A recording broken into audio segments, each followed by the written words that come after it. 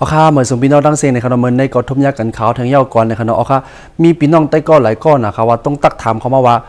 แต่ติดเติมน้ำรีพอนะเขาแต่เลยยีเติมในเฮ็ดเนพองในเขานะพี่น้องเขานะเอาค่ะเมื่อในขัดที่มันลาดเนเฮ็ดเนในขณะว่ามันเป็นจังหือเขาแต่เลยเติมน้ำรีพอนะเขาแต่เลยเป็นจังหือแต่เลยเติมจังหือในขณะเขาบ่ถูกเขาบ่เมียน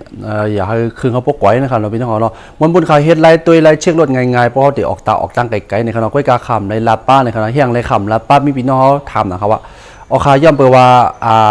หมอนำเขาในมันจะว่าเติมเข้ากว่าให้นั่นไรก็มีคณะพี่น้องของคณะมันติดเลยมังรุ่นเพราะเป็นรุ่นใหม่มันติดไรโลมันคณะพี่น้องของคณะจะว่าเขาได้เติมให้นั่นก็กว่าก็มีไรคณะพี่น้องของคณะถ้าเป็นรุ่นใหม่เนี่ยไรคณะมันติดไรโลมออกเพราะว่าเขาไรโลมมันได้คือเขาก๋วยคือเขานอกก็มีคณะพี่น้องของคณะเอาค่ะเมื่อนี้เขากว่าตัวจำคัญว่าติดเติมจึงหือยก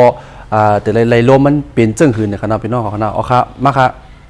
มาตัวอย่างครับพี่น้องเขาที่เตรียมเนี่ยขนาดอันดังสุดเต้นนะครับมันจะเป็นหมอน้ำค่ะนะมันจะเป็นหมอน้ำจันแหแล้วก็มันจะมีหมอพักจันค่ะนะเอาค่ะสองวันรถพี่น้องเขามันเหมือนในคณะมีฝาเหมือนในแหแล้วก็มีใส่หมอพักเหมือนในคณะเอาค่ะมันจะเลยเติมจันไหนคณะพี่น้องเขานะรถได้อย่าไปสนใจค่ะอย่าว่าเป็นรถอีสังคณะมันเหมือนกันหมดค่ะนะสองมันมีฝาจังไหนคณะพี่น้องเขานะเขาติดเตรียมไว้ออกไว้กับในกวักหมดแล้วค่ะนะพวกมันใหม่เนี่ยพี่น้องเขาอย่าไปเปิดคณะห้ามเปิดคณะอย่าไปเปิดคณะอะไรคณะมันติดพุ่งขึ้นมาคณะเพราะมันแห้งแห้งสูงแห้งรันมันสูงหนักคณะพี่น้องเขาอย่าไปเปิดคณะไว้กัดก่อนคณะกลางในเขาเยากลางคำว่าเยาเพราะว่าลวดท่อมไปเลยสตาร์ทในมือนั่นตรงไหนเปิดคณะไว้กัดก่อนนะอย่าป้องใบมาเปิดเต็มไรคณะพี่น้องเขาปรุงคณะนะครับมาเปิดได้ไหน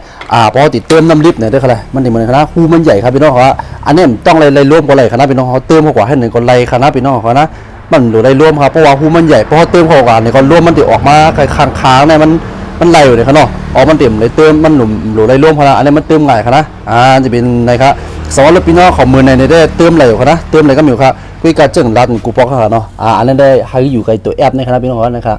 มันได้เป็นตัวแอปครับนะ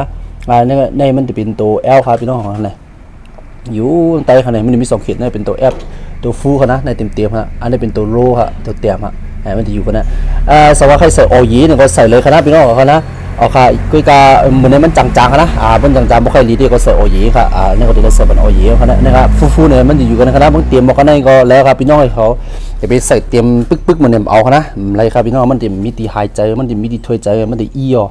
อะไรครับเนี่ยพออยู่กันได้ก็มองได้แล้วครับอันนี้เป็นหมอน้ำจังเมียวครับนะอันนี้เตรียมดูไรล้มเติมง่ายๆให้นั่นครับพี่น้องครับมาค่ะคาร์ดิออนตัวแทงหมอน้ำจังเมียวครับนี่เป็นแทงดูเนาะครับพี่น้องเขานะนี่เป็นเชฟโรเลตนี่ครับพี่น้องเขานะเชฟโรเลตนี่ครับอ๋อครั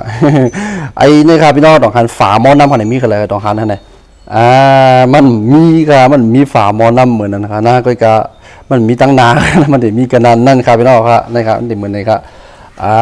เปิดฟ้าเนี่ยอันนี้เต็มให้ในคณะเปิดฟ้าในออกมาก็จะเติมกันในครับพี่น้องเขานะเติมกันในครับ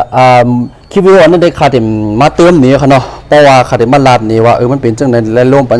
ปันมันจังนั้นจังในเนี่ยครับเนาะพวกคลิปวิดีโอนาพวกพี่น้องสนใจใครค่ะเฮ็ดนี่ก็พี่น้องเขาคอมเมนต์มาไว้นำครับเนาะเอาค่ะ